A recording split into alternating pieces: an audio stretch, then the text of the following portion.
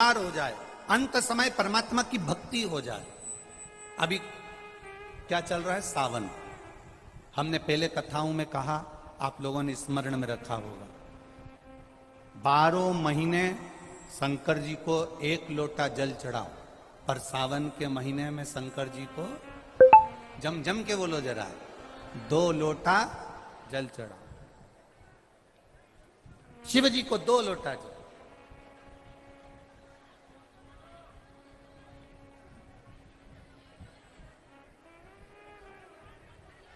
बारह महीने 1 लोटा जल चढ़ाइए, संपूर्ण 12 महीना 1 लोटा जल चढ़ाओ। पर जब सावन का महीना आए तो अपने हाथ में 2 लोटे होना चाहिए। भले 1 लोटे के ऊपर दूसरा लोटा रख के लेके जाओ, मंदिर में जाओ, अंदर पहुंच जाओ, दोनों लोटों को हाथ में ले और दोनों की धार एक साथ मेरे देव अधिदेव महादेव को समर्पित करो। दोनों की धार। अब ध्यान देना थोड़ा सा, इस पुष्कर की ब्रह्मा शिव महापुराण की कथा का स्मरण करिएगा, थोड़ा सा ध्यान दीजिएगा। जैसे ये शिवलिंग है, ये जलाधारी है, ये यहां से जल नीचे जा रहा है। जलाधारी का जो मुख होता है वो उत्तर की ओर हो जाता है, ठीक है, समझिएगा जरा। अब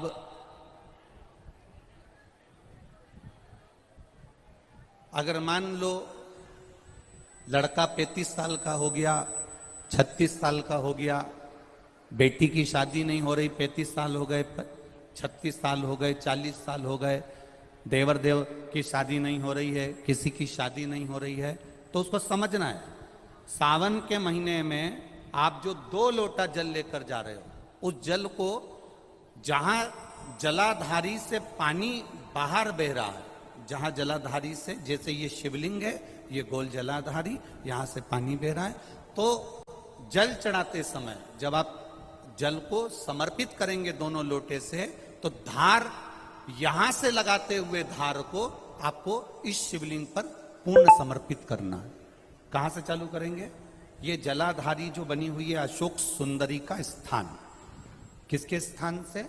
अशोक सुंदरी के स्थान से। अगर लड़के की शादी, लड़की की शादी ना हो रही हो, 35 साल, 40 साल, 42 साल के हो गए, विवाह का कोई योग ही नहीं बन रहा, 28 साल, 30 साल हो गए, बहुत प्रयास कर लिया, तो एक सावन के महीने का नियम, 2 लोटे जल लेकर देवाधिदेव महादेव के सामने जाइए। यहां अशोक सुंदरी वाली जगह से दोनों धार एक साथ चढ़ाना प्रारंभ करिए और करते करते वो धार शंकर भगवान के शिवलिंग पर ले जाकर छोड़ दीजिए।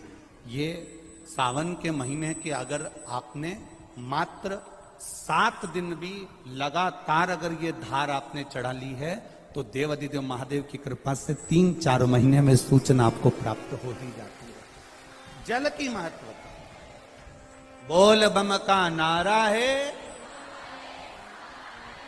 जल की मूलता को पहचानेंगे।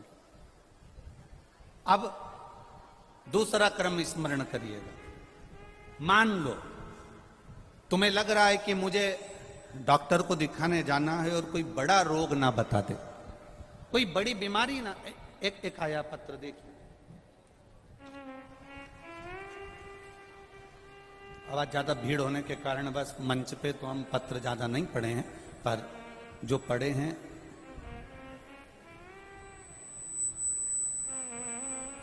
मेरा नाम ममता टिंकर है, मेरे पति का नाम शिव शंकर टिंकर है, मैं माधोपुर जिला सीकर राजस्थान की रहने वाली हूं। कहीं बैठी हो तो हाथ हिला सकती हूं। अगर कहीं बैठी हो, मेरा नाम ममता टिंकर है, मेरे पति का नाम शिव शंकर टिंकर है, मैं श्री माधोपुर जिला सीकर राजस्थान की रहने वाली हूं। कहीं बैठी हो तो अपने दोनों भोले बाबा की कृपा का मैं क्या वर्णन करूं गुरुदेव।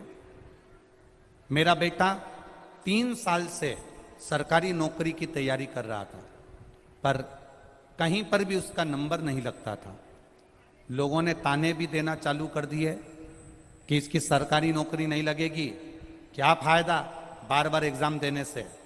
लोग ताने देते थे गुरुदेव। एक दिन टीवी पर आपकी कथा आ रही थी शिव महापुराण की। मेरा बेटा घर में कथा को सुनकर शिवलिंग लेकर आ गया और नियम से उसने शंकर भगवान की पूजा करना चालू करी। श्रावण के महीने में आपने जो 2 लोटे जल का प्रमाण पहले कहा था वो उसने किया और गुरुदेव उसका फल मेरे बेटे को मिला। मात्र 6 महीने निकले और मेरे बेटे की रेलवे में सरकारी नौकरी लग गई। अभी वो बेटा महाराष्ट्र में ड्यूटी कर रहा है, पुणे में वो रेल विभाग में नौकरी कर रहा है। मैं बाबा को यहां प्रणाम करने आई हूं।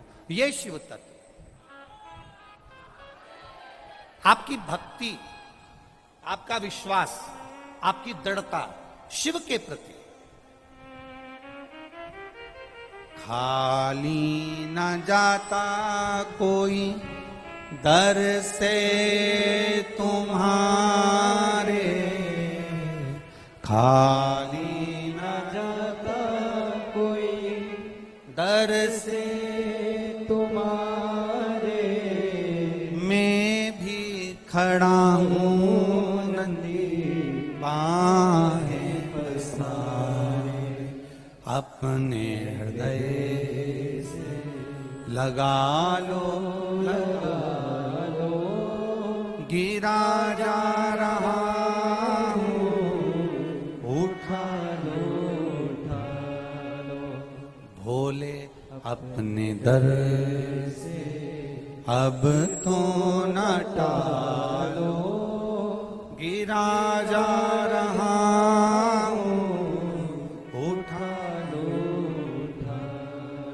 शिव कथा कह रही है। जो बेटे, ऐसा नहीं है कि नवयुवक बेटा बेटी हम फिर निवेदन करेंगे। शिव महापुराण ने करा क्या है? शिव महापुराण ने एक ही चीज करी है कि जो नवयुवक बेटा बेटी हैं, बच्चे हैं, स्कूल जाने वाले बच्चे हैं, बुजुर्ग हैं, बड़े हैं, शिव महापुराण ने उनके भीतर भक्ति प्रदान करी। और वो भक्ति कैसी है कि एक एक घर का व्यक्ति शंकर की भक्ति में डूबना चाहता, एक एक व्यक्ति।